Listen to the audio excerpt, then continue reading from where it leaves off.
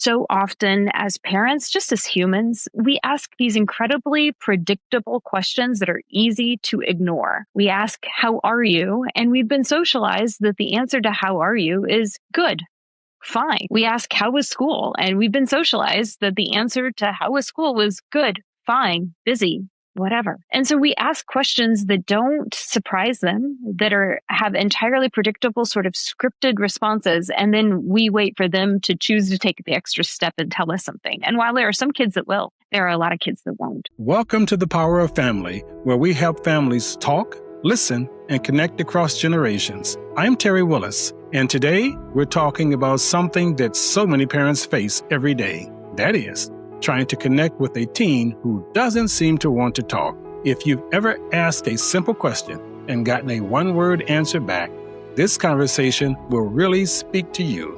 We're joined by Dr. Amber Johnson, who is the founder of Bright Threads Leadership Group and a leadership communications expert.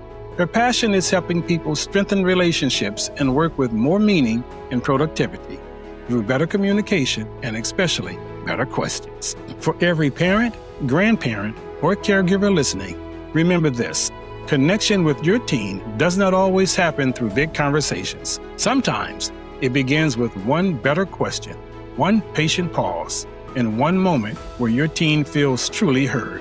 Please subscribe, follow, leave a review, or share it with someone you love. Every share helps us reach more families who need these conversations. Good afternoon, Dr. Johnson. Dr. Johnson, thank you for coming. Thank you for showing up as a guest here on the podcast. It's my pleasure to be here, and please just call me Amber. Okay, then I'll break all the protocols here right now. Exactly. Let's not stand on precedent. Thank you. Amber, share with the audience about you. Tell us about you here. Well, I'm a Chicago-based leadership consultant. I own a little company called Bright Threads, and we exist to build leadership development programs for organizations. But my background is in the space between leadership and communications. And I quickly learned as my kids hit their later elementary, early teen years, that communication gets tougher with your family as the kids grow up and are less dependent on you. And so for the last 5-6 years, I've really been focusing on how to help people be not just better leaders, but better parents and partners through asking better questions and through improving their communication as well. As we begin this podcast, I like to pose the question: why do so many kids in conversations with them, why do they stop at those one pat answers when you're trying to hold a conversation with them? Yes, no. Yeah. Share your thoughts. Well, I'm the mom of 2 teenagers, so I certainly know that experience. And this is a doctor heal thyself situation for me. And I think there's maybe 2 answers to your question, one of which we have more control over than the other. The first is that just biologically, developmentally, the teenage years are years of separation as children develop their own identity and go out to be their own selves in the world. And so it's just normal and appropriate for them to separate from their relationship with their parents. And that's going to involve not giving you as much information as you as a parent or grandparent may want. And to them, your questions can come off as nosy or controlling or intrusive or just less interesting than whatever their friends in their phone are presenting to them. So that's the first reason. And, there are some things we can do to work at the edges of that, but to a large extent, this is just developmentally appropriate or unsurprising, at least. Where we do have more control are the questions that we ask. Because so often as parents, just as humans, we ask these incredibly predictable questions that are easy to ignore. We ask, "How are you?" And we've been socialized that the answer to "How are you?" is good, fine. We ask, "How was school?" And we've been socialized that the answer to "How was school?" was good, fine, busy, whatever. And so we ask questions that don't surprise them, that have entirely predictable sort of scripted responses. And then we wait for them to choose to take the extra step and tell us something. And while there are some kids that will, there are a lot of kids that won't. Okay. That sounds fair enough. In my dealing with kids, I can relate to that. Okay, then. Well, let's try this one then. What is the difference between a question that shuts a teen down and one that helps them open up? There are a lot of differences. And I think the first one is that kids have exceptionally strong judgment meters. They can sense any whiff of judgment in a parent or grandparent's voice, and it shuts them down.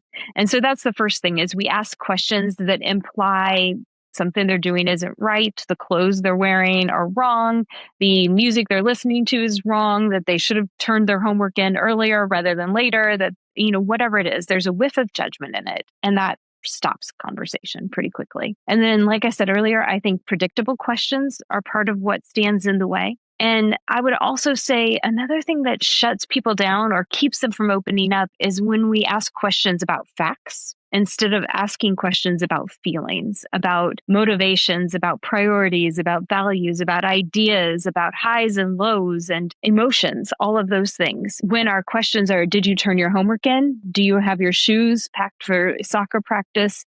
Are you going to your friend's house after school? Those are all just fact-based questions, and they don't help us really grow our understanding of each other. Well, can you share a few, I guess I could say, better questions that parents can start asking right away? If there's a such thing as a better question.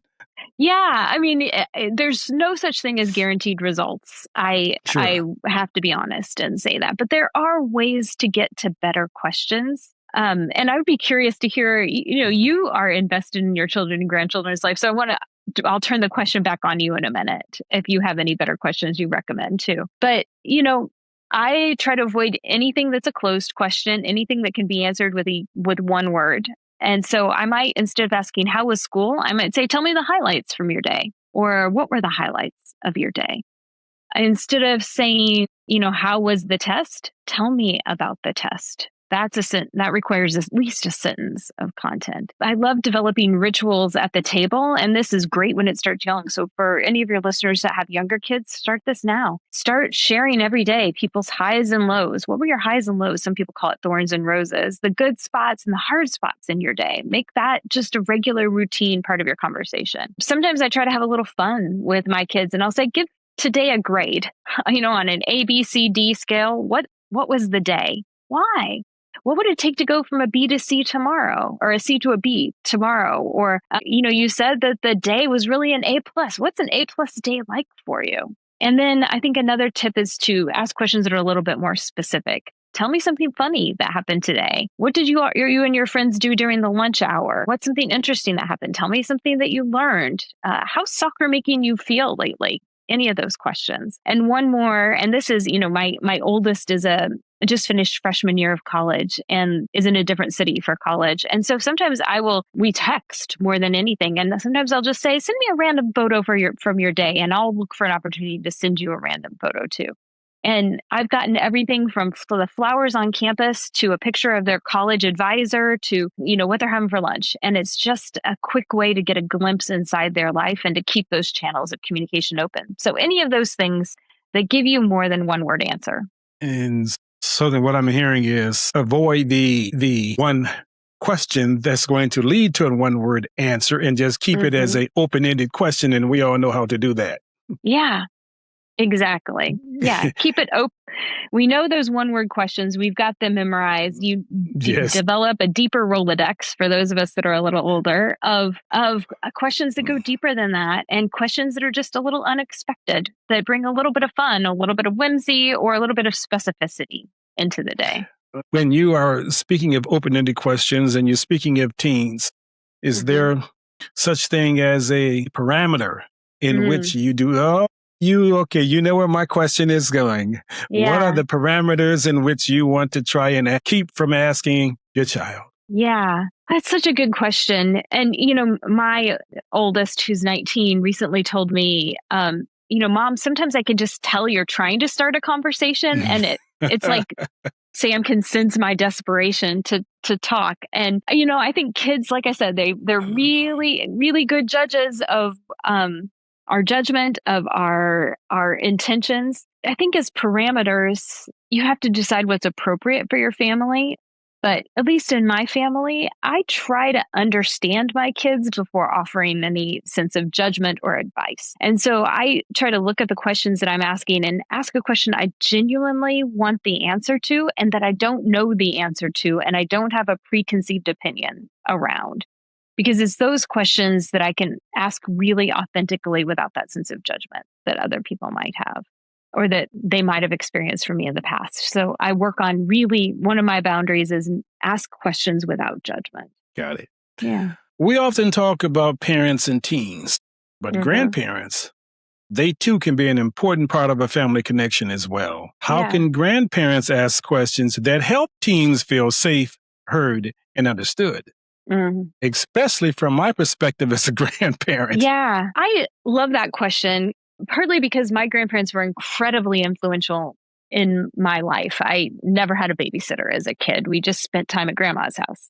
I'm curious, Terry, did you grow up close to your grandparents? Not really.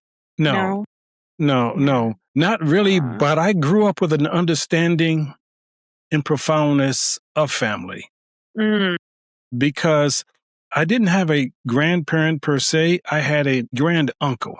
mm, So he was that grandparent in my life there. And I would be so inclined to say that he held that position mm. and he was firm about it as well. Yeah. What did you value about that relationship? His wisdom. Mm, And I can never take anything away from his wisdom in all of this, and because he would mm, share that wisdom.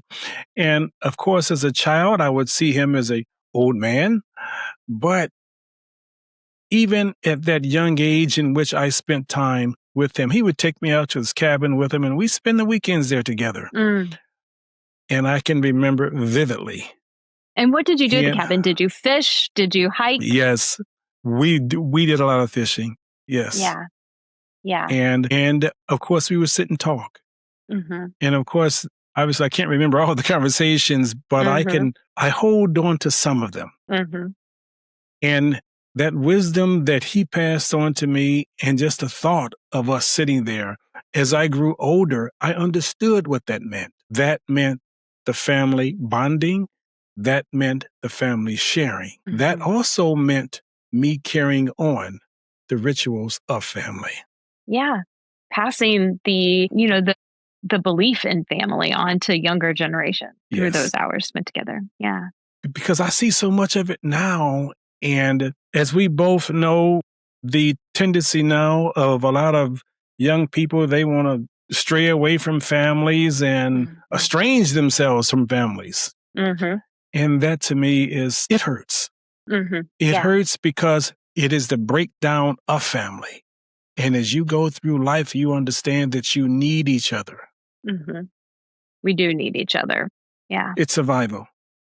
It's survival.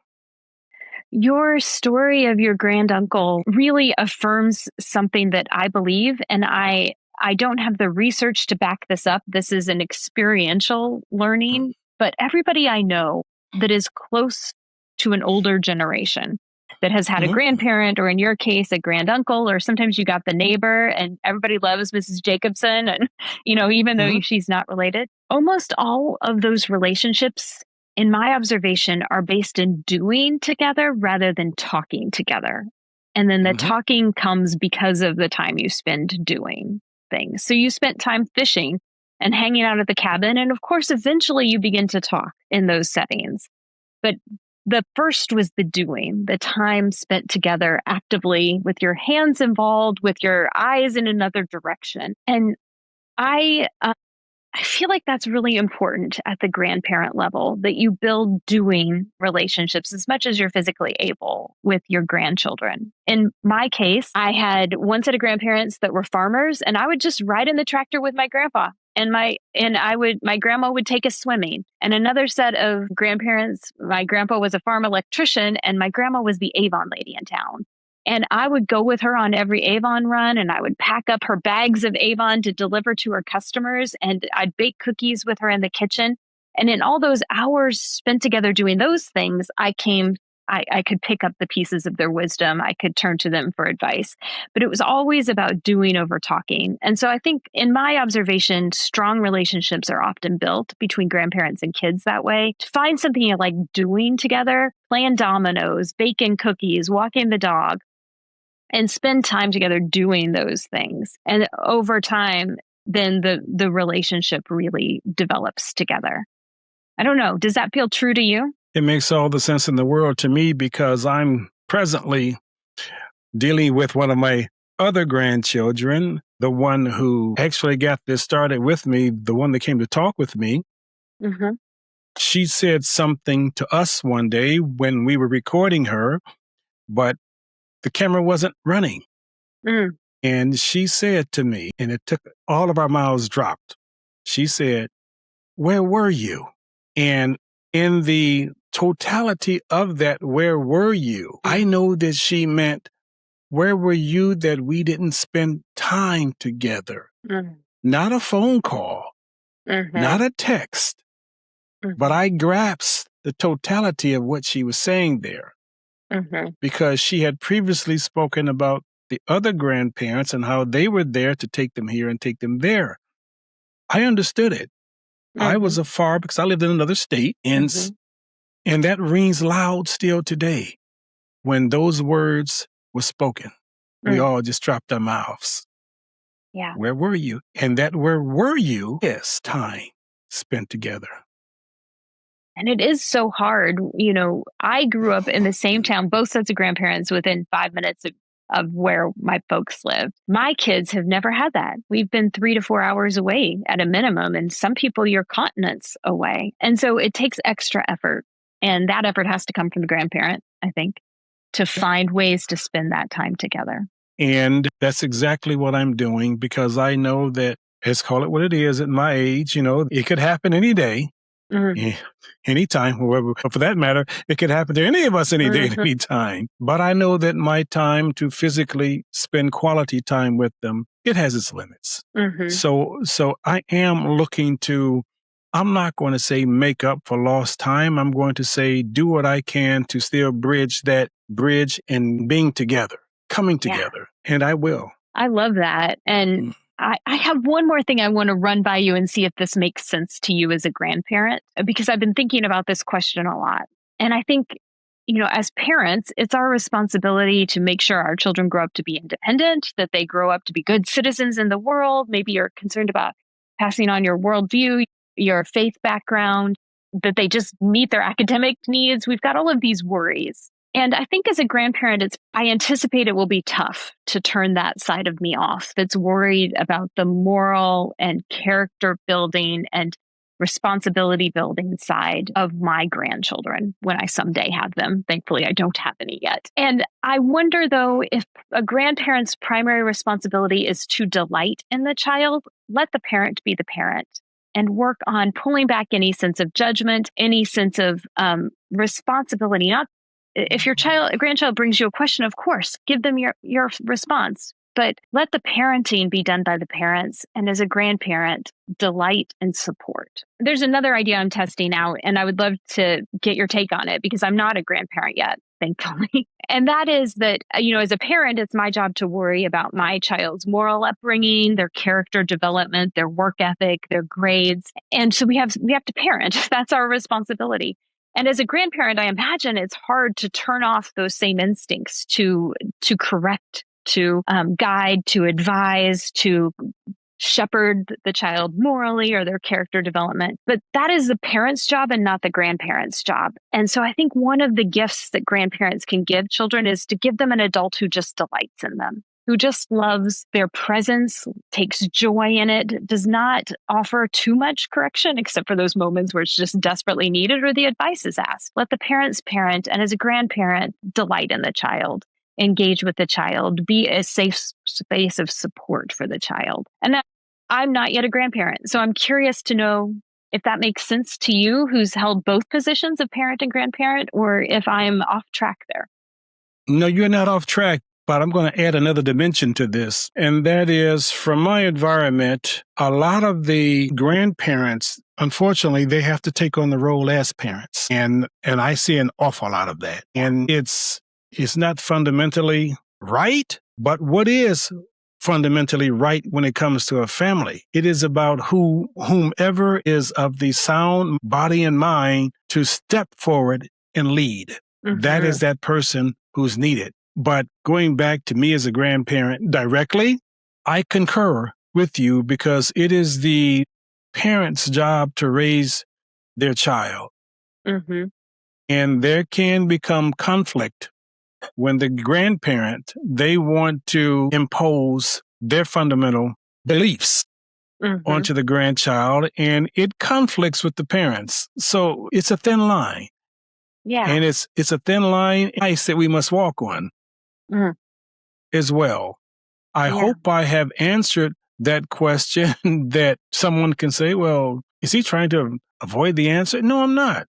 It's just that grandparenting to me is more difficult than parenting because you have your child between you and the grandchild, whereas the parent only has the direct communication with the child. So you have to be cautious and you have to be a mindset to, I don't want to say wrestle with it, but just work with it. Yeah, I think you're so right.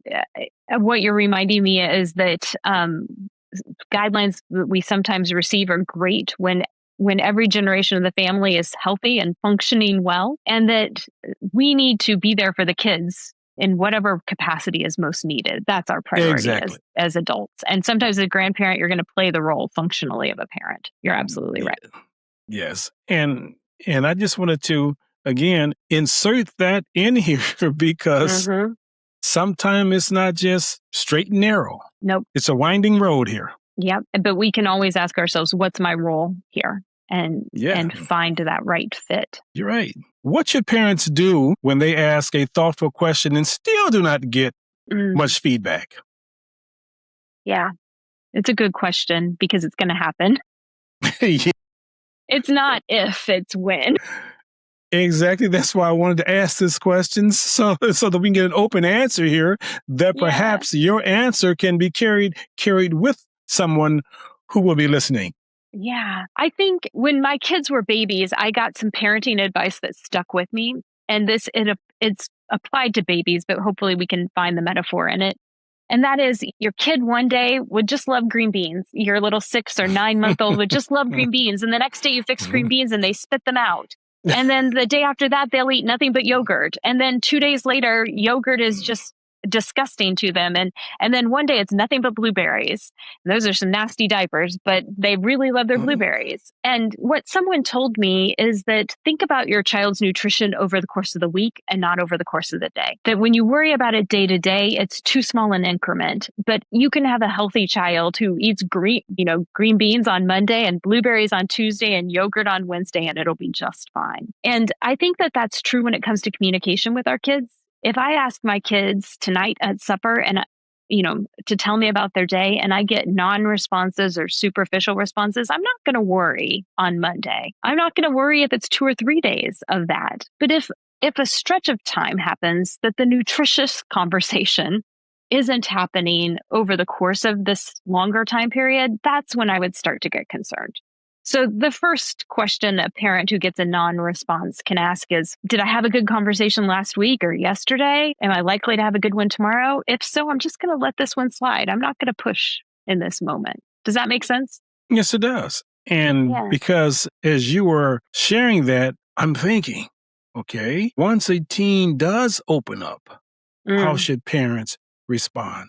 Yeah, play it cool. I like that. Yeah. I like that. Be cool, calm, and collective.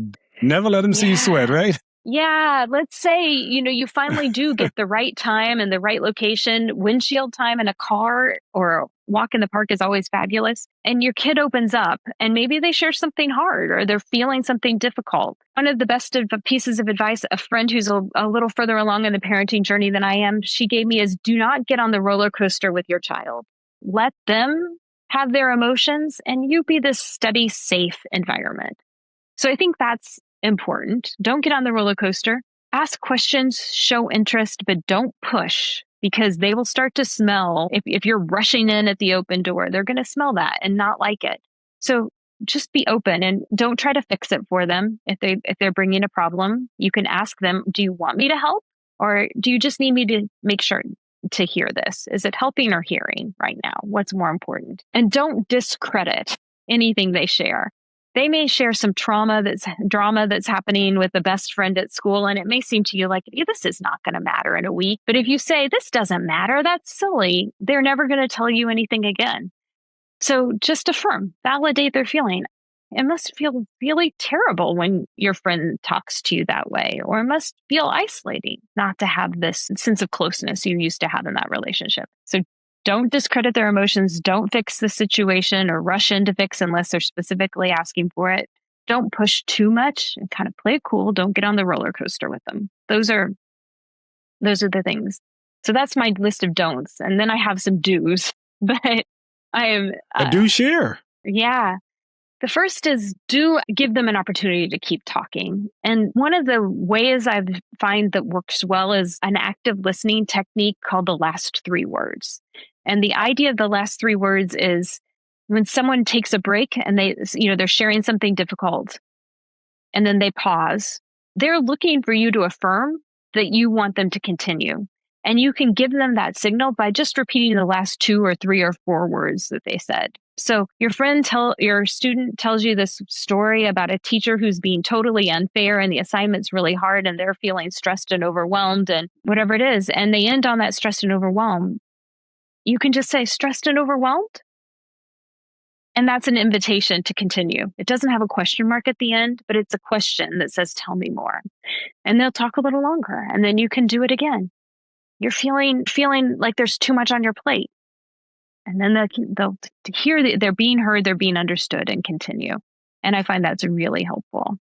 Speaking of feeling like there's too much on the plate, I'm going to take this in a slightly different direction here on my next train of thought here. And that is, everything sounds good here is good when a parent and a child, they have that open communication. But as we know, a lot of kids nowadays are estranging themselves from their parents. Mm-hmm. Can you speak on that? Because that is something that's very troubling. Yeah. At its deepest level, when the estrangement already happens, that's time for professional help.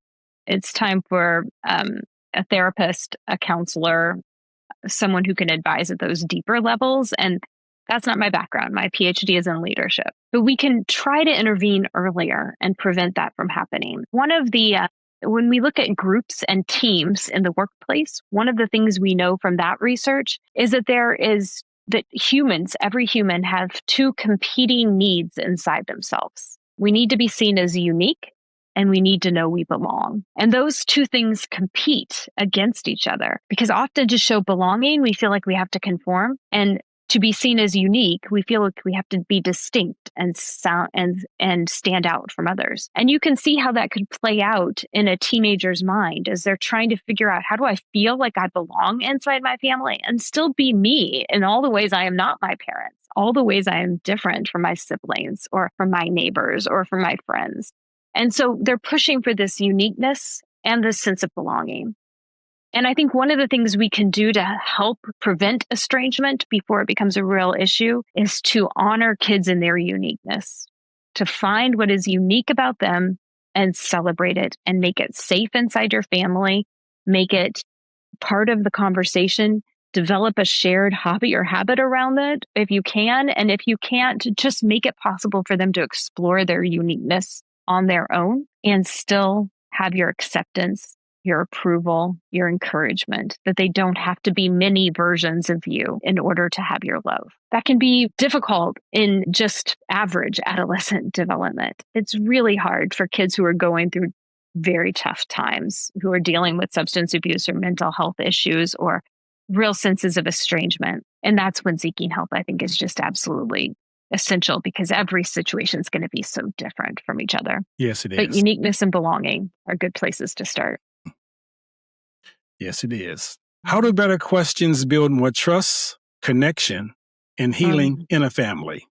That's a great question. I want to tell a story that comes from a book written by somebody else, and that's really about romantic relationships rather than parenting relationships, but I think it's true. This book comes from Lori Gottlieb. She's a psychiatrist and a New York Times bestselling author and columnist on all of the big papers across the world. And she wrote a book called Maybe You Should Talk to Someone. And in it, she tells the story of this couple, a married couple who go to a therapist's office they're working on their marriage. And the wife turns to her husband and says, "Do you know what the three most romantic words are in the English language? Even more romantic than I love you." And you can imagine the husband, he tries some things. He's trying to come up with what are those three words? And he says, "You are beautiful." That's not what she's thinking of. And he tries, "I was wrong," which, lots of us like to hear from our partners, but was also not what this wife was thinking of. And then she says, "No, the three most romantic words are, I understand you." Wow. I understand you. I understand you. And I as think a partner, yes, as as a a partner, partner, as a partner, that's what you want to hear. it's that uniqueness that I Yeah. understand you and your uniqueness. Your head doesn't work like my head works. Your choices aren't going to be my choices every time. And you get to be you, and you still belong. We belong together. And I don't think that's limited to romantic relationships. I'm convinced that we need it, and parent-child relationships, we need it. And I need it. I'm 50. I need it from my mom, who's 75. I need that sense of understanding still. We need it at work. We need it in our community. In fact, being misunderstood is one of the first things that happens as people begin to isolate socially. And that is what leads to conspiracy theories and the polarization that happens in society. So if we want to prevent that polarization in our families, we've got to find a way to understand each other in our uniqueness and still provide that sense of belonging. And I think questions are just the absolute starting place for that. Finding ways to ask questions without judgment, with genuine curiosity, with great positive regard and intent. And then we have to pair that with really active listening so that we get what the person is really saying, not the pretty words that they're dressing up so that they don't feel judged by you, but their real meaning, their real truth. Spoken well. Spoken well. Mm-hmm. As we begin to wind down here, let me ask, what is one question families can begin using today? When we become too reliant on one question, then your kids learn how to dodge it.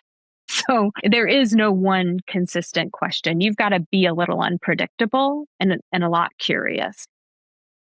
And I have a newsletter that I write each week that has questions. And when people it's a free newsletter. And when they sign up for it, they actually get a download that's 50 alternatives to how are you? So it's a good starting place of 50 different options for families. But beyond that, one that I have had a really good conversation with recently. I just flew to Philadelphia to drive my oldest back from college from the end of their freshman year. And I said, when you look back on this season, this freshman year, 5 years from now, 10 years from now, when you don't remember the day-to-day of it so much, you just think back about these milestones. What are you going to remember about this freshman year? Like, how has it shaped you? What will matter most about it? And we had a great, probably 30-minute conversation, windshield time conversation, which is always fabulous.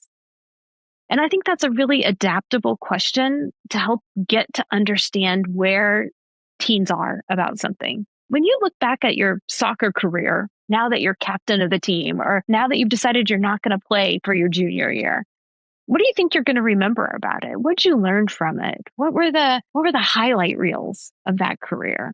Your soccer practice, your soccer playing. The same thing with this class. So you just finished this incredible class at school.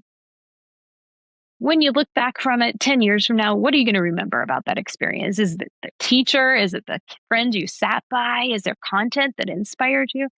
I like that putting that distance on the question, because it lets the person not feel like I'm getting nosy in their day-to-day. I'm trying to get at the real understanding of who they are. Amber, what tools would you suggest a person put in their toolbox so that they can relate better with their child? These are all idea tools instead of material tools.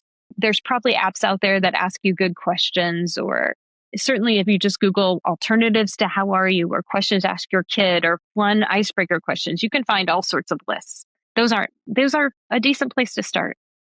But the two tools I think are absolutely essential are learning how to ask better questions, being less predictable, asking questions for feelings and understanding rather than facts. And the second tool is active listening.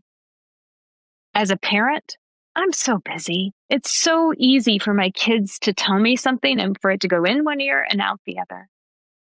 But if I really want my kids to know I care, if I really want to understand what's going on, I need to listen, and I got to listen with my eyes and my gut as well as just my ears. And so do some reading on active listening, find some good podcasts on it, pick up some tips, practice it daily, and then quiz yourself afterwards. When you leave a conversation with your kids, repeat back to yourself, what did I learn in this conversation? And you will find that your memory is better and that you can apply that in future situations, that knowledge that you gained in future situations, and that your kids will open up more because they will feel heard, not just listened to, but like truly heard and appreciated. I can relate to that. I truly can, because I'm thinking back to my interactions with my kid and the grandkids. So thank you for that. If a person wants to reach you, how can they reach you? How can they follow you? How can they just get in touch with you? Yeah. The best place is if you're a Substack user, which Substack is a newsletter website, look for the newsletter Better Than Fine. The idea is that we're going to ask questions that get us answers better than fine. So not how are you, because that's what we just get the fine answer. It's a free newsletter, comes out every Thursday morning, designed to help you be a better leader, partner, and parent through your communication. And that's a fabulous way to find me. And when you sign up there, you get free access to that list of 50 alternatives to how are you. So good list to get started with as well. Is there a web address? Sure. Folks can find me on LinkedIn, Amber Anderson Johnson, or at my website, Bright Threads Leadership. Amber Johnson, thank you. Thank you for being here. Thank you for sharing. My pleasure, Terry. Thank you for helping us think about how to have meaningful family relationships through the generations. So this week, try moving beyond how was school. Ask a question that invites honesty, listen without rushing to fix, and keep showing up with love and curiosity. Thank you for joining us on The Power of Family. If this conversation spoke to you, please subscribe, follow, leave a review, or share it with someone you love. Every share helps us reach more families who need these conversations. Until next time, keep talking, keep listening, and keep building the kind of family connection that helps every generation feel safe, seen, and understood.